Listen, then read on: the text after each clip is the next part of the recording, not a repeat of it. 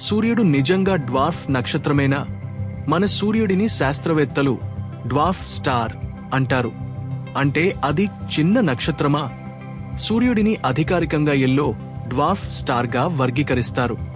కానీ ఈ పేరు చాలా మందిని తప్పుదారి పట్టిస్తుంది.